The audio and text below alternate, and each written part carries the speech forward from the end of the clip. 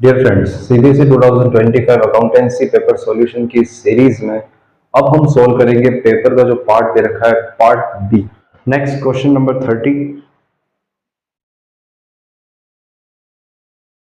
Quick ratio of a company is 1:1। अच्छा, quick ratio 1:1 है, यानी आंसर उसका आया होगा 1। जब भी आंसर 1 आता है तो रेशियो की फॉर्म में आप 1:1 लिखते हैं। अच्छा, क्विक रेशियो का फॉर्मूला क्या होता है? क्विक रेशियो का फॉर्मूला होता है quick assets divided by current liabilities.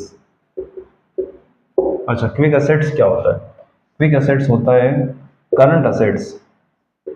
जो आपको बैलेंस शीट में दे रखी होती है, बहुत सारी करंट असेट्स होती है, उसमें से हम इन्वेंट्रीज को माइनस कर लेते हैं और माइनस कर लेते हैं हम प्रीपेड एक्सपेंसेस को, तो हमारे पास आ जाता है क्विक असेट। तो ये फॉर्मूला दे रखा है। अच्छा, ये क्वेश्चन है, थ्योरी बेस्ड क्वेश्चन है। इसके अंदर देखना है कि कौन सा ट्रांजेक्शन है जिससे रेशियो या तो इंक्रीज होगा या डिक्रीज होगा। इसने क्या पूछा, हम देख लेते हैं। Which of the following transaction will result in the increase of quick ratio. तो किस ट्रांजेक्शन से ये रेशियो इंक्रीज हो जाएगा? देखो, सबसे पहले आपको ये समझना होगा कि रेशियो कब इंक्रीज होता है। रेशियो दो कंडीशन में इंक्रीज होता है। एक, सपोज यहाँ पे मैं इसको वापस लिखता हूँ, अगर किसी ट्रांजेक्शन का इफेक्ट, ये न्यूमरेटर है डिनोमिनेटर है, अगर किसी ट्रांजेक्शन का इफेक्ट न्यूमरेटर पे प्लस हो रहा है और डिनोमिनेटर में कोई फर्क नहीं पड़ रहा है, तो रेशियो इंक्रीज हो जाएगा। क्योंकि न्यूमरेटर में इंक्रीज हुआ तो रेशियो भी इंक्रीज होगा, आंसर भी इंक्रीज आएगा। दूसरा होगा इफेक्ट, जब किसी ट्रांजेक्शन का इफेक्ट ये होता है कि डिनोमिनेटर जो है वो माइनस हो गया, क्योंकि कोई ट्रांजेक्शन है डिनोमिनेटर में से उसको माइनस करना है, लेकिन न्यूमरेटर यानी क्विक एसेट में कोई फर्क नहीं होगा, तब भी हमारा रेशियो इंक्रीज हो जाएगा। अच्छा, एक और कंडीशन हो सकती है, जब कोई ट्रांजेक्शन न्यूमरेटर में तो प्लस हो रहा है और डिनोमिनेटर में माइनस हो रहा है, तब भी रेशियो इंक्रीज हो जाएगा। तो तीनों कंडीशन में रेशियो इंक्रीज हो सकता है। तो आपको ढूंढना है कि कौन सी कंडीशन यहाँ पे अप्लाई कर रही है। तो कौन कौन से ट्रांजेक्शन है, हम ट्रांजेक्शन की बात कर लेते हैं। फर्स्ट,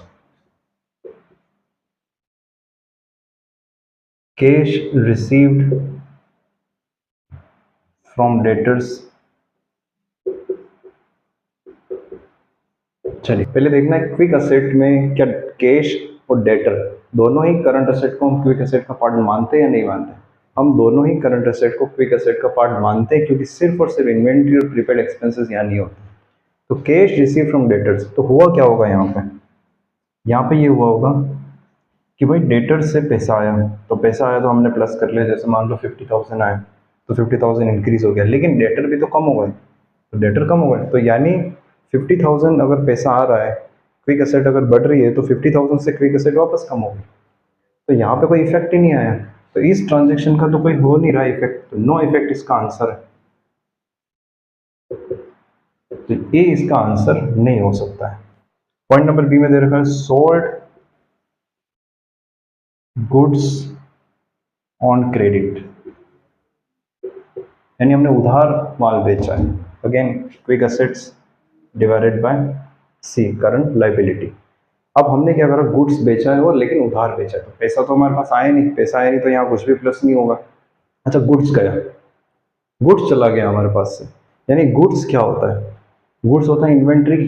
अच्छा, इन्वेंट्री अगेन क्विक एसेट का पार्ट नहीं है, हमने माइनस कर रखा है, तो उसका भी कोई इफेक्ट नहीं होगा। करंट लाइबिलिटी में क्या इफेक्ट हो सकता है? अच्छा, हम जब गुड्स हम सेल कर रहे हैं क्रेडिट पे, तो आपको पता होगा कि गुड्स जब हम क्रेडिट पे सेल करते हैं तो डेटर्स इंक्रीज होते हैं। तो इस ट्रांजेक्शन का एक इफेक्ट जो यहाँ पर हम नोट कर सकते हैं वो होता है डेटर्स का इंक्रीज होना। तो डेटर्स इंक्रीज हो गए। अच्छा, इसमें वही लॉजिक बन रहा है, ये फर्स्ट वाला यहाँ पे इसका इंप्रूव हो सकता है, तो इस ट्रांजेक्शन से हमारा क्विक रेशियो इंक्रीज हो सकता है। ऑप्शन नंबर सी है हमारे पास, परचेस्ड गुड्स ऑन क्रेडिट।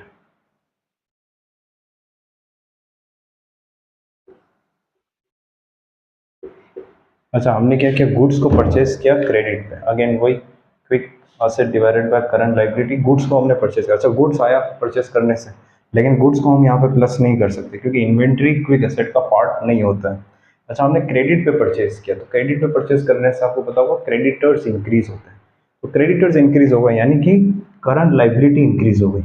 अच्छा, ये तो इनमें से कोई ऑप्शन आ नहीं रहा है, करंट लाइबिलिटी इंक्रीज हो गई, डिनोमिनेटर इंक्रीज हो गया, न्यूमरेटर सेम रहा, इससे तो रेशियो डिक्रीज हो जाएगा। ये तो इसका आंसर हो नहीं सकता है, पॉइंट नंबर सी।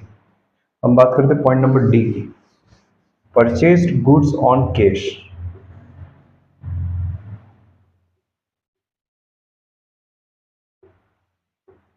यानी कैश दे करके, हमने पैसा दे करके गुड्स को परचेज किया। Again quick asset upon current liability, यहाँ पर पैसा गया क्योंकि गुड्स खरीदा है तो पैसा गया, तो पैसा माइनस हो जाएगा, कैश चला गया आपकी क्विक एसेट में से।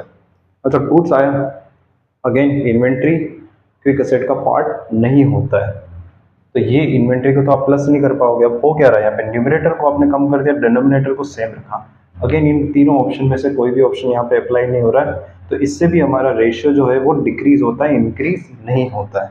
तो हमने चारों ऑप्शंस देख ली, तो ऑप्शन नंबर बी जो था, ऑप्शन नंबर बी की वजह से ये रेशियो इंक्रीज हो रहा था। बी क्या था, वापस में बताता हूँ, सोल्ड गुड्स ऑन क्रेडिट। तो क्रेडिट पे जब आप गुड्स को सेल करोगे तो हमारा रेशियो इंक्रीज हो जाएगा। कैसे इंक्रीज हो जाएगा, हमने क्या करा, गुड्स को क्रेडिट पे सेल किया, क्रेडिट पे सेल करने से हमारे डेटर प्लस होगा, प्लस डेटर, डेटर क्योंकि क्विक एसेट में इंक्लूड होते हैं, तो डेटर को हमने लिया, डेटर इंक्रीज हो गए। और क्योंकि हमने क्रेडिट पे सेल किया और गुड्स हमने सेल किया, तो गुड्स जा रहा है, यानी इन्वेंट्री यहाँ से जा रही है। लेकिन इन्वेंट्री को हम यहाँ पर नहीं लिखेंगे क्योंकि क्विक असेट्स में इन्वेंट्री पार्ट ही नहीं है, तो इन्वेंट्री का कोई ट्रांजेक्शन नहीं होगा। तो यहाँ पे न्यूमरेटर इंक्रीज हो गया, डिनोमिनेटर सेम रहा, तो इसकी वजह से हमारा रेशियो इंक्रीज होगा, यानी इसका आंसर होगा B, sold goods on credit.